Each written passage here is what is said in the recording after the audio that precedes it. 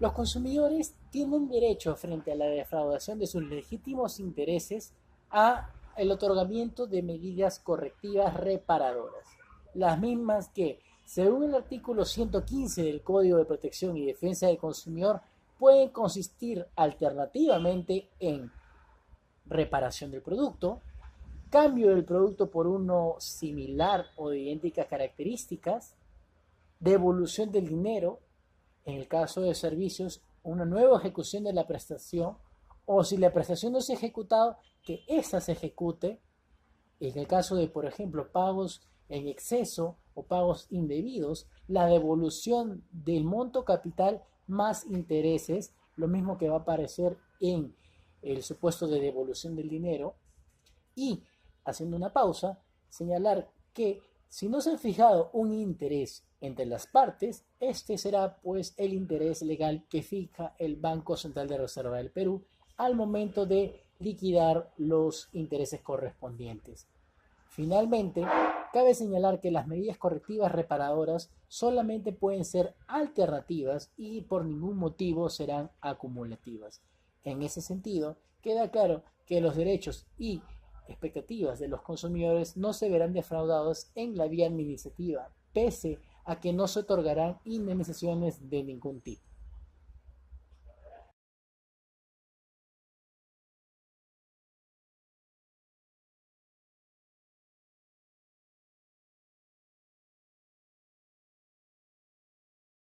¿Qué es el deber de unidad? El deber de unidad es la actitud de correspondencia entre lo que el proveedor ofrece y lo que el consumidor efectivamente recibe, en razón a la información que le ha sido trasladada y las expectativas que éste ha podido generar. Ello se acoge a la definición contemplada en el artículo 18 de la Ley 29.571, denominada Código de Protección y Defensa del Consumidor. La misma norma hace mención en el artículo siguiente que el proveedor será responsable por la conformidad o idoneidad de los productos o servicios que el proveedor ofrece al mercado. Finalmente, hace mención esta norma que las autorizaciones por parte de las entidades administrativas no lo eximen de responsabilidad frente a cualquier situación no prevista en el Código de Protección y Defensa del Consumidor.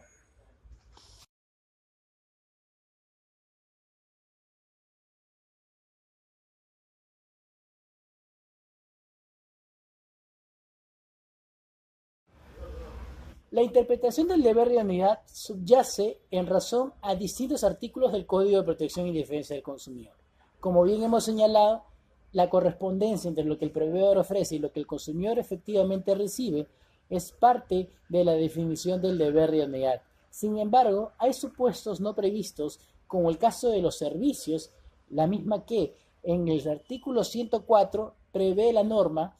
que deberá evaluarse la naturaleza de la obligación materia de controversia. Y en este caso, determinar si la obligación es una obligación de medios o una obligación de resultados. En el primer supuesto, interesará a la autoridad administrativa determinar si la actuación del proveedor se debió con la diligencia debida y ordinaria que esperaría el mercado. Mientras que en el segundo caso, solo se espera un resultado específico por parte del proveedor y determinar si este fue acatado o no en razón a la contratación que se ha celebrado con el consumidor. Sin perjuicio de ello, la contratación en materia de consumo será determinada en cuanto a su idoneidad por las garantías a las cuales se encuentra envuelta la contratación. En ese sentido, el artículo 20 del Código de Protección y Defensa del Consumidor contempla tres tipos de garantías, las mismas que son las garantías legales, las explícitas y las implícitas, entendiendo por las primeras aquellas que vienen determinadas por una norma específica o de regulación sectorial. Por otra, las garantías explícitas que aparecen en un segundo orden nos hablan de los términos y condiciones y cláusulas generales de la contratación. Incluso, haciendo un paréntesis, en la modernidad que actualmente nos involucra, en el caso del comercio electrónico o e-commerce, también se contempla los términos y condiciones y las cláusulas generales de contratación electrónica. Finalmente, en los casos de las garantías implícitas, tenemos que éstas se encuentran determinadas por los usos y costumbres del mercado. En ese sentido, la idoneidad va unada necesariamente del estudio de las garantías, las mismas que son las garantías legales, en primer orden; en segundo orden, ante su falencia o insuficiencia, las garantías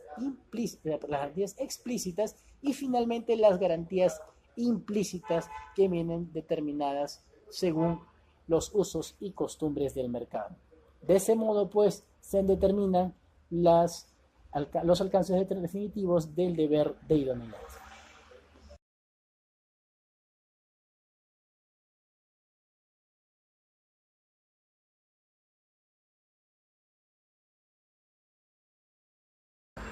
¿Qué mecanismos de tutela poseen los consumidores y usuarios frente a la defraudación de sus legítimas expectativas?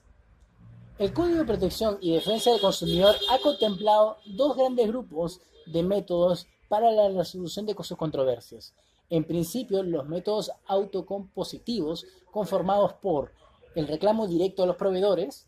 que puede ser verbal o escrito, y asimismo contempla el libro de reclamaciones, el mismo que puede ser físico o virtual, y está al alcance de los consumidores y usuarios frente a la disconformidad vinculada o no al producto o servicio, haciendo pues referencia a los reclamos y las quejas. En ambos casos, el proveedor contará con un plazo de 30 días calendarios, prorrogables por 30 días adicionales, si es que el proveedor, antes del vencimiento del primer plazo, así manifiesta al consumidor para su posterior resolución.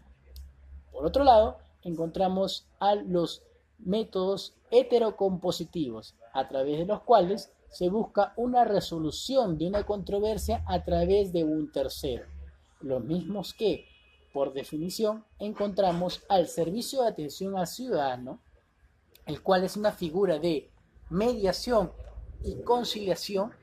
la cual, si bien no se encuentra prevista en el Código de Protección y Defensa del Consumidor, ha realizado un trabajo loable y de descongestión administrativa frente a los órganos resolutivos del INDECOPI. Por otro lado, tenemos pues a las denuncias administrativas, la cual se encuentra conformada por el grupo de los procedimientos sumarísimos y los procedimientos ordinarios. En el primer caso, se anunció esta innovación legislativa en razón a la dación del Código de Protección y Defensa del Consumidor, mientras que el segundo grupo se mantiene desde la legislación anterior, conformada por el Decreto Legislativo 716, actualmente derogado por la norma ya mencionada. Finalmente, tenemos pues al arbitraje de consumo, el cual es una innovación que surgió también de la pauta rectora del Código de Protección y Defensa del Consumidor y vio sus primeros brillos en el año 2014. Sin embargo, si bien es cierto, desconfiamos pues de la funcionalidad de esta institución,